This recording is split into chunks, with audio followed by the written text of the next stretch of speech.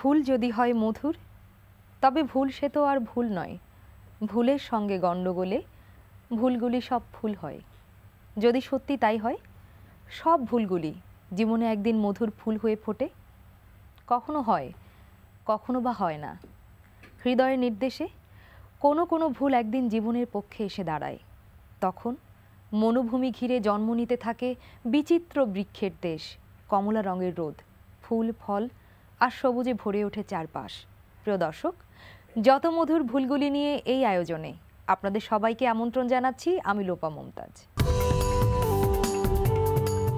হেমঙ্গ বিশ্বাসের কণ্ঠে রবীন্দ্রনাথের গান শুনে মুগ্ধ হয়ে নিজেও রবীন্দ্রসঙ্গীত শুরু করেন। রবীন্দ্রনাথের গান তাকে মুগ্ধ করলেও রবীন্দ্র বলয়ে নিজেকে আটকে রাখেননি কখনো। ঈর্ষা শব্দটির ব্যবহার তার জীবনাচারে নেই বললেই চলে। তবে হ্যাঁ, খেদ আছে। কেন এত প্রাণ ছুঁয়ে গাইতে পারেন না যতটা না প্রাণে লাগে তার কাছে হেমঙ্গ বিশ্বাসের গান? কোন ভুলগুলি এখনো মধুর হয়ে বাজে? হ্যাঁ, মধুর হয়ে অনেক ভুলই বাজে, কিন্তু কিছুটা বেদনাও কখনো কখনো জড়িয়ে থাকে। তোমায় ছোট্ট করে বলি, আমি এই 25শে বৈশাখের রেকর্ডিং চলছে মনে করো কোনো একটা চ্যানেলে, তো আমার মোবাইল সবসময় অফ পাই। তো সেদিন আমার মোবাইলটা সত্যি ভুল করেই খোলা ছিল। আর খোলা থাকলে আমার হঠাৎ একটা ফোন এলো রেকর্ডিং চলা অবস্থায়। তো রেকর্ডিং কাট বলতে বলতে আমি ফোনটা না দেখলাম যে একটা নাম্বার, মানে পশ্চিমবঙ্গের, কলকাতার নাম্বার। আমি নাম্বার জানি না কার নাম্বার, ধরলাম ফোনটা, হ্যালো বললাম। আমার খুব প্রিয় এক বান্ধবী অনিন্দিতা, ও ফোন করেছে দুর্গাপুর থেকে। তা আমি এত বিহ্বল হয়ে পড়লাম তখন, আমি রেকর্ডিংয়ের কথা মনেই নেই। ওর সাথে কথা বলছি, আমার কথা বলতে গিয়ে গলা আটকে যাচ্ছে, কারণ ওপাশ থেকেও কাঁদছিল। বলছিল তোকে দেখার এত স্বাদ আমার, তুই একবার এলি না, 30-31 বছর পার হয়ে গেল, তুই কি আগের মতোই আছিস? ও বলছে তোকে আমি দেখি, তোর ডিভিডি পাই, তোর সিডি, তোর চেহারা দেখি আমি, কিন্তু তুই তো আমাকে দেখতে পাস না। আমি, তুই কি আগের মতো সুন্দর আছিস? সেই তোর চোখগুলো সে বড় বড় ডাগর ডাগর চোখ আছে। বলে না রে, বুড়ো হয়ে গেছি আমি, আমার মেয়ের বিয়েও দিয়ে ফেলেছি। তো এত ভালো লাগলো ওই যে একটা আমার মানে ভীষণই একটা, তোমায় কী করে বোঝাবো, আমি না রেকর্ডিং অনেকক্ষণ করতে পারিনি। আমি বললাম যে কিছুক্ষণ আমাকে সময় দিন, আমি একটু থিতিয়ে নিই আর কি, এই মধুর ভুল আর কি। ভালো লাগলো। তো আপনার তো শান্তিনিকেতনে বেশ কিছুদিন ছিলেন, সেই সময়ের স্মৃতির কিছু মধুর বা বেদনার স্মৃতির কথা কি মনে পড়ছে? স্মৃতি ওগুলো না আসলে না ঠিক বিশ্লেষণ করা যাবে না, কোনটাকে ছেড়ে কোনটাকে বলবো। এই যে আমার যে শিক্ষক যারা ছিলেন, মোহরদি মানে কণিকা বন্দ্যোপাধ্যায়, তারপর শান্তিদেব ঘোষ, তারপরে শ্রীমতী নীলিমা সেন, তারপরে এমন সূর্যরঞ্জন মজুমদার, এদেরকে এত কাছের থেকে পেয়ে গান শেখা, যারা সরাসরি রবীন্দ্রনাথের কাছে গান শিখেছেন, এবং ওদের কাছে আমি গান শিখেছি। মানে ওরা যে এত সহজ শিক্ষক, এখন নিজে যখন শিক্ষকতা করি আমি ওদেরকে খুব অনুকরণ করি, অনুসরণ করি, এবং ভাবি যে না, ওদের মতো আমাকে শেখাতে হবে গান। আচ্ছা, বেশ চমৎকার কথা বললেন। আপনি এখন গান শেখাচ্ছেন, কিন্তু আপনি যখন গান শিখতেন, মানে খুব ছোট যখন ছিলেন, সেই সময় স্মৃতির কথা বলুন। আমার কিন্তু লোপা ছোটবেলায় কোন গান শেখা ব্যাপার ছিলই না। আমি শুধু না, একদমই না, আমি শুধু গান শুনতাম। রেডিও ছিল একটা আমাদের, মারফি রেডিও, ওই শুনে শুনে আমার গান শেখা। কিন্তু আমি তো গান শিখেছি একদম যখন ইঞ্জিনিয়ারিং পড়ি। আমি ইঞ্জিনিয়ারিং পড়া ছেড়ে আমি যখন শান্তিনিকেতনে চলে গেলাম, এই শান্তিনিকেতনে আমার প্রথম গান শেখা শুরু। কিন্তু ওভাবে বলতে গেলে মানে কোনো প্রশিক্ষণ আপনার নেওয়া হয়নি? না, একদমই না, প্রশিক্ষণ পাইনি। আমার কানে কানে সব আমার কানটা, মানে গান শুনেই আমি গান তুলে ফেলতে পারতাম। আর হারমোনিয়ামও কখন আমাকে কেউ শিখিয়ে দেয়নি, আমি নিজেই শিখেছি, সত্যি কথা বলতে। তবে আমাদের পরিবারে না গান ব্যাপারটা ছিল না আসলে, একটু রক্ষণশীল পরিবার ছিল তো আমাদের। ওই সব বাবা মার তো ইচ্ছা থাকে যে ছেলে হবে ইঞ্জিনিয়ার, আরেক ছেলে যেমন শিবলির হবে ডাক্তার, ওই উদ্দেশ্য নিয়ে শিবলি বায়োলজি নিল, আমি স্কুলে নিলাম জিওগ্রাফির জন্য। আপনি কি হতে চেয়েছিলেন সেটাও একটু শুনিনি মাঝখান দিয়ে। শোনো, আমি সঙ্গীত শিল্পী হব, এটা আমার রূপকথার মতো, সত্যি কথা বলতে। আগে কখনো ছিল না। মানে শোনো, বাংলাদেশের যে পরিবেশ বা সামাজিক অবস্থানের মধ্যে কোনো একটি ছেলে মানে শিল্পী হিসেবে এটাকে পেশা হিসেবে নেবে, এটা কিন্তু 75-76 সনে কোনো একটি ইন্টারমিডিয়েট পাস করা, মানে ইঞ্জিনিয়ারিং পড়ছে একটি ছেলে, যার ভবিষ্যৎ সামনে অনেক উজ্জ্বল ঝকঝকে, ইঞ্জিনিয়ার, সেই ছেলে কি করে এত বড় একটা মানে সিদ্ধান্ত নিতে পারে, তার কতটুকু আত্মবিশ্বাস থাকলে পারে যে আমি গান শিখব। আমি গান শিখতে চলে গেলাম স্কলারশিপ পেয়ে, বৃত্তি, সরকারি বৃত্তি নিয়ে শান্তিনিকেতনে সবার আমতে, এবং আমাকে সবাই পাগল বলছিল। মানে আম্মা তো বলছিল ওই জায়গাটার নাম তো বোলপুর, শান্তিনিকেতনে, বলছিল যে ওকে হেমায়তপুরে পাঠিয়ে দে, পাবনার হেমায়তপুর, যে পাগলা গারদ, বোলপুর ছেড়ে বরং হেমায়তপুরে পাঠিয়ে দে। আমি গান করি, গান শেখাই, এটা করে আমি চলি। কিন্তু সত্যি কথা কিন্তু বলতে শিক্ষকতা করি আমি। আগে মানে তার আগে আপনার কি আকাঙ্ক্ষা ছিল হবার? ওই জোর করে ইঞ্জিনিয়ারিং ভর্তি হলাম, আমার ইচ্ছেই ছিল না জানো।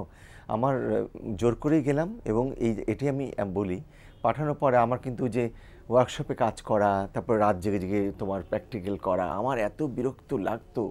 মনে হতো কি যদি এমনটা হতো আমার সারা জীবন শুধু গানই গাইতে পারতাম।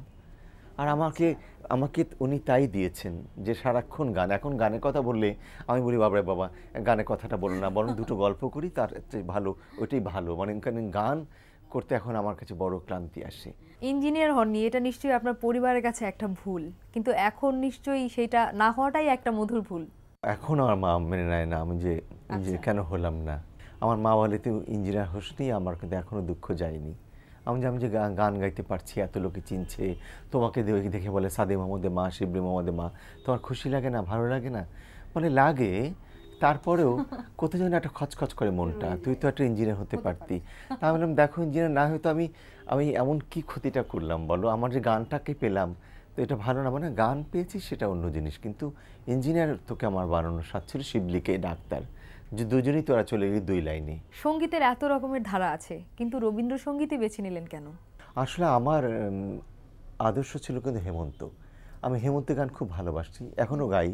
হেমন্তের গান গাইতে আমি খুব স্বাচ্ছন্দ্য বোধ করি। কিন্তু হেমন্তের কণ্ঠে 71 সনে কথা বলছি, আমার বাবা শহীদ হলেন, আমাদের এই বাড়িতেই শহীদ হলেন।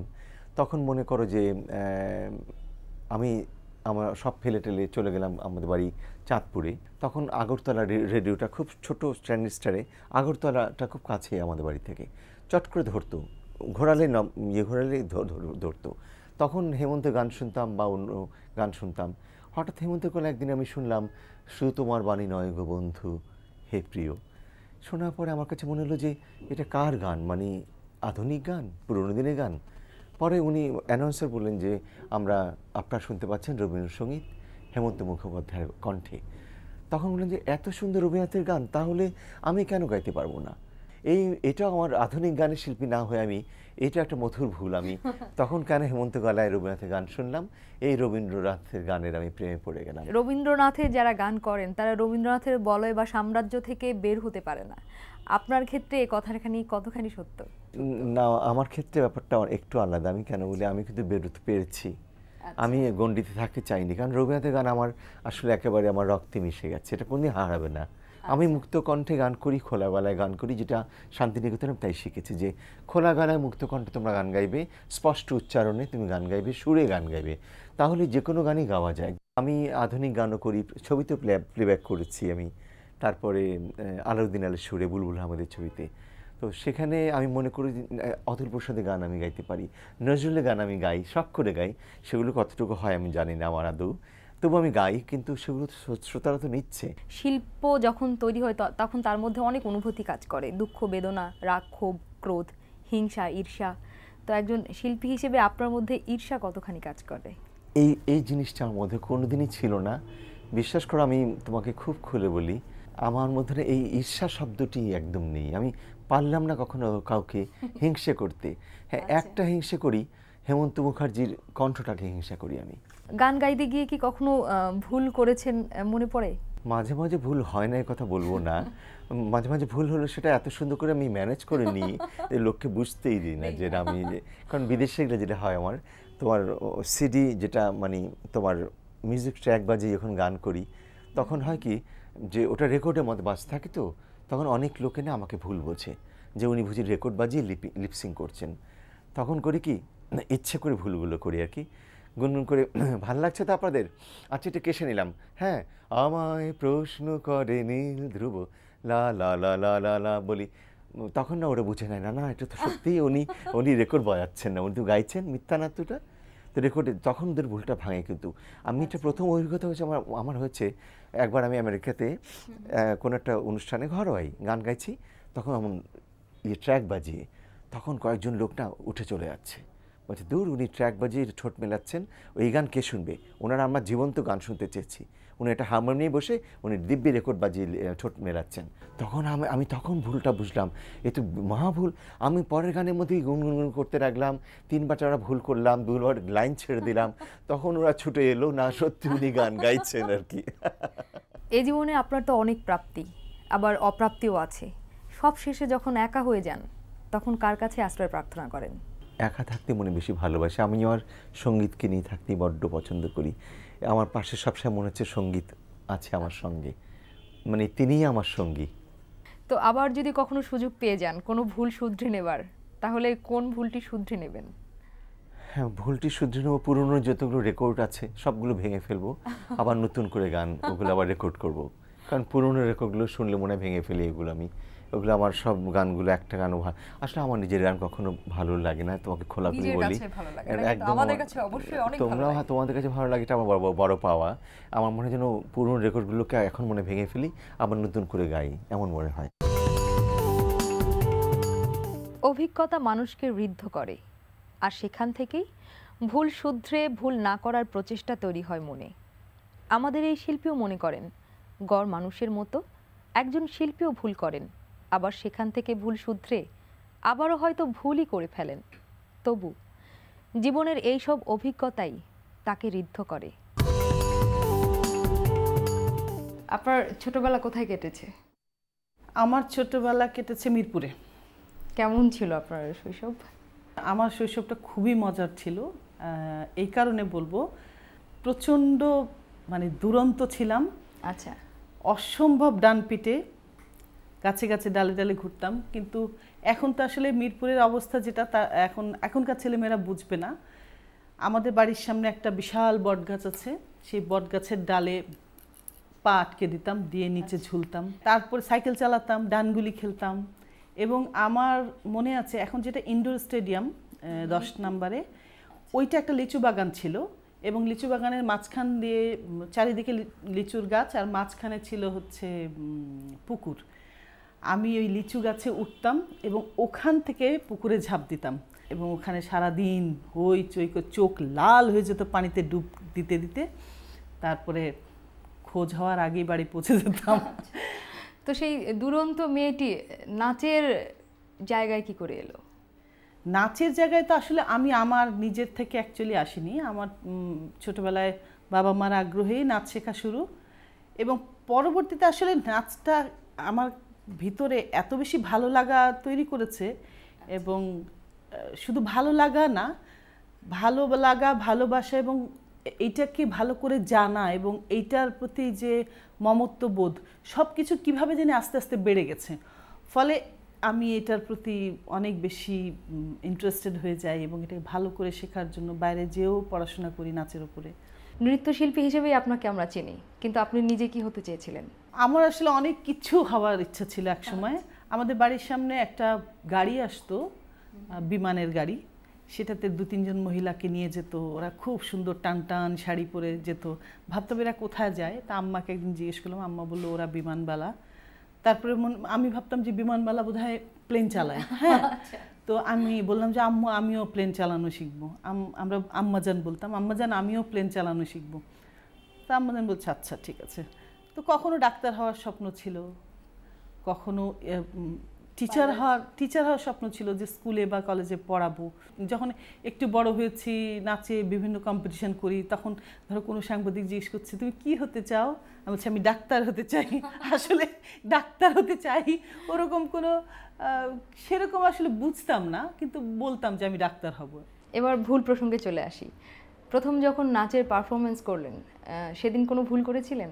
না, ভুল হয়েছিল কি না এটা জানি না, তবে আমার মা যেটা বলেছেন যে আমি যখন প্রথম নাচতে দাঁড়াই, খুবই ছোট, 3-4-5 বছর হবে হয়তো বয়স, তখন আমাকে স্টেজে দাঁড় করেছে, কারণ আমি খুব চটপট নাচতাম। তো স্টেজে দাঁড় করানোর পরে বলছে মিউজিক ছেড়ে দিয়েছে, নাচো নাচো মুনমুন নাচো। তো দেখা যাচ্ছে যে আমি দাঁড়িয়ে দাঁড়িয়ে নখ খুঁটছি আর এরকম এরকম করে দেখছি সবাইকে। হ্যাঁ, কিছুতেই নাচছি না। টিচার এবং আশেপাশের লোকজন নাচো নাচো করে যাচ্ছে, আমি আর নাচছি না।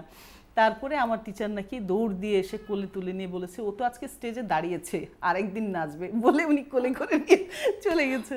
প্রায় আপনাদের নাচের দল নিয়ে বাইরে যেতে হয়, তো এমন কোনো স্মৃতির কথা কি মনে পড়ছে বা ভুলের কথা? ভুলের স্মৃতির মধ্যে যেমন ধরো আমরা যখন প্রথম ট্যুর করতাম তখন অনেক সময় আমরা এত বেশি হইচই করতাম, বোর্ডিং পাসটাই হয়তো কোথায় ফেলে দিয়েছি, তারপরে হয়তো পাসপোর্টটা ঠিকমতো যত্ন করে রাখি নেই। তারপরে আরেকটা ভুল যেটা আমার কাছে মানে থেকে শিখেছি, আমরা যখন ট্যুরে যাই তখন কিছু ট্রাঙ্ক যায় সাথে, তা আমরা অনেক সময় করি কি একটা ট্রাঙ্কে আমরা কস্টিউম, ঘুঙুর, হ্যাঁ অর্নামেন্টস যেগুলো অনেক বেশি ওজন ওগুলো হয়তো আমরা ওই ট্রাঙ্কে দিয়ে দিই, কিন্তু আমাদের একবার ট্রাঙ্ক মিসিং হয়ে গেল। হ্যাঁ, অনেকগুলো কানেক্টিং ফ্লাইট ছিল, তারপরে যে আমাদের আবুজাতে পৌঁছানোর কথা ছিল নাইজেরিয়াতে, যখন পৌঁছালাম তখন মানে পুরো ট্রাঙ্কটাই মিসিং, এবং ওটার মধ্যে আমাদের ঘুঙুর, আমাদের কস্টিউম, আমাদের জুয়েলারি সব কিছু। এবং ওখানে যাওয়ার পরে পরের দিনই অনুষ্ঠান, কিভাবে অনুষ্ঠান করব, কারণ আমরা যে কস্টিউমগুলো ঢাকা থেকে বানিয়ে নিয়ে গেছি তার কিছুই আমার কাছে নেই। আমরা তখন প্ল্যান করলাম যে চলো ওইখানে আশেপাশে মার্কেটে বের হই কী পাওয়া যায়, তখন ওখানকার কিছু গয়না টয়না কিনলাম, তারপরে আমরা যে শাড়ি নর্মাল শাড়ি পরে গেছি আর কিছু পরার শাড়ি নিয়ে গেছি সেইগুলো মিলিয়ে এবং কিছু কেনাকাটা করে কোনোভাবে অনুষ্ঠানটা ম্যানেজ করা হয়েছে। তারপর থেকে আমি কখনো আর ট্রাঙ্কে কোনো কস্টিউম, কোনো ঘুঙুর যত কষ্টই হোক আমি আমার হাতে রাখি। যে আকাঙ্ক্ষা নিয়ে আপনি দেশে ফিরলেন, সে আকাঙ্ক্ষার কতটুকু পূর্ণ হয়েছে? আমাদের দেশে আসলে আমরা বলতে কষ্ট হচ্ছে, কিন্তু তারপরে আমরা গুণীজনকে কখনোই সেভাবে সম্মান করি না, এটা আমাদের একটা খুব বড় ব্যর্থতা বলা যায়। আর আমি মানে দিল্লিতে পড়াশোনা শেষ করার পরে আমি কিন্তু বিদেশে চাকরি পেয়েছিলাম ভালো, আমাকে দিল্লি কথক কেন্দ্র থেকেই পাঠানোর চেষ্টা করেছিল ইংল্যান্ডে ভারতী কলা কেন্দ্রে। আমি যাইনি, কারণ আমি 7 বছর ওখানে কাজ করার পরে আমার বারবার মনে হচ্ছে না আমি বাংলাদেশে ফিরবো এবং আমি দেশে কাজ করব। এবং আমি এখানে আসার পরে আমি দেখি যে সরকারি পৃষ্ঠপোষকতায় তেমন কিছুই করতে পারছি না, কারণ বললাম না যারা জানে তাদেরকে সরিয়ে রেখে যারা জানে না তারাই কাজ করছে এখানে, তাদের দাপট এখানে অনেক বেশি। যখন নিজস্ব উদ্যোগে কাজ করা শুরু করলেন, আপনি তো বললেন এইমাত্র বেশ আপনি নিবেদিত ছিলেন, তো এখনকার সময় যে সমস্ত ছেলেমেয়েরা কাজ করছে তাদের ক্ষেত্রে কি মনে হচ্ছে? না, আমি এখনো নিবেদিত। আর সবচেয়ে বড় কথা, নাচ যারা করে বাংলাদেশে, আমি বলতে মানে দ্বিধা নেই যে আমরা প্রত্যেকে কিন্তু ব্যক্তিগত উদ্যোগে আমরা বেশি কাজ করি। হ্যাঁ, আমরা সরকারি বেসরকারি পৃষ্ঠপোষকতা ছাড়াই আমরা কিন্তু ব্যক্তি উদ্যোগে অনেক বেশি কাজ করি। তো নতুন ছেলে মেয়েদের মধ্যে সেই অনুপ্রেরণাটা কেমন পাচ্ছেন, তারা কতটুকু আগ্রহী? কিছু কিছু ছেলে মেয়েরা ভীষণ আগ্রহী, ভীষণ চর্চা করে, আর কিছু কিছু ছেলেমেয়েরা চর্চা একেবারেই করতে চায় না, ওরা চায় যে যত তাড়াতাড়ি আমি মিডিয়াতে একটু কাজ করব, আমি আর্ন করা শুরু করব, সেটা অভিনয় হোক কি মডেলিং হোক, কোনো উপস্থাপনা হোক, যে কোনো কিছুতে সে নিজেকে প্রতিষ্ঠিত, নাচের মাধ্যমে নিজেকে তৈরি করে অন্য কিছুতে সে চলে যেতে চায়। কারণ হচ্ছে নাচটাকে চর্চা করে ধরে রাখতে হবে। প্রচলিত একটা ধারণা আছে যে যারা নাচ করে তারা সাধারণত একটু লম্বা হয় বা একটু চিকন হয়, আপনার কি মনে হয়? এই কথাটা আমি মানতে পারি না এই কারণে, কারণ আমার গুরুজি পণ্ডিত বিরজু মহারাজজি, ওনাকে যদি এমনি সামনাসামনি তুমি যদি একজন সাধারণ মানুষ হিসাবে দেখো, উনি মানে কদার্য চেহারা, হ্যাঁ, অথচ উনি যখন কস্টিউম পরে নাচের স্টেজে দাঁড়ান ওনার হাইটও তেমন না, হ্যাঁ, মানে আমার এতখানি হবে হয়তো ওনার হাইট, হ্যাঁ, কিন্তু যখন উনি নাচতে দাঁড়ান ওনার মতো সুদর্শন পুরুষ আর হয় না। আমি এখানে আরেকটা কথা বলি, মণিপ্রসাদ বলে একজন গান করেন, আমি গান শুনতে গেছি, এরকম সন্ধ্যার সময় আমরা প্রত্যেকটা অডিটোরিয়ামে ঘুরে ঘুরে অনুষ্ঠান দেখি, মণিপ্রসাদ যে গান শুরু করেছেন, তো ওনার চেহারা দেখেই আমার মনে হচ্ছে কি সে লোক কী গান করবেন, আর গান কতক্ষণ শুনবো, মনে হয় বেশিক্ষণ ভালো লাগবে না। কিন্তু উনি যখন গান শুরু করলেন কিছুক্ষণ পরে আমরা ওই যারা যারা গান শুনতে গেছিলাম একদম হেলান দিয়ে বসে গান শুনিয়েই যাচ্ছি, এবং যখন গান শেষের দিকে তখন মনে হচ্ছে এই লোকটা কত সুদর্শন একটা লোক, কারণ হচ্ছে ওর গান আমাকে মুগ্ধ করে ফেলেছে। যদি কখনো সুযোগ পেয়ে যান তাহলে কোন ভুলটা শুধরে আবার শুরু করবেন? হ্যাঁ, তাহলে আমি বলবো যে ছোটবেলায় পড়াশোনায় অনেক ফাঁকি দিয়েছি। আমার মনে হয় যে ছোটবেলায় যদি আমি পড়াশোনায় আরও বেশি মনোযোগী হতাম তাহলে আমি এখন কিছু কিছু জিনিস ফেস করছি যেগুলো আমার মানে ফেস করতে হতো না। তো আমি এই ভুলটা তো আর শুধরানোর সুযোগ নেই, যদি সুযোগ থাকে তাহলে আমি আবার যেন ছোটবেলা থেকে পড়াশোনায় ফাঁকি দিয়ে বড় না হই। আপনি তো গানের চর্চাও করতেন, এবার একটা গান শুনি। তোমারও লাগিয়া রে সাদায় প্রাণ আমার কান্দে বন্ধুরে, প্রাণ বন্ধু কালিয়া রে, নিদয় নিঠুর রে বন্ধু তুই তো কুলো নাশা, আমায় ফাঁকি দিয়া চইলা গেলি রে বন্ধু, ফাঁকি দিয়া চইলা গেলি রে বন্ধু, না ফুরাইলি আশা বন্ধু রে, প্রাণ বন্ধু কালিয়া রে, তোমারও লাগি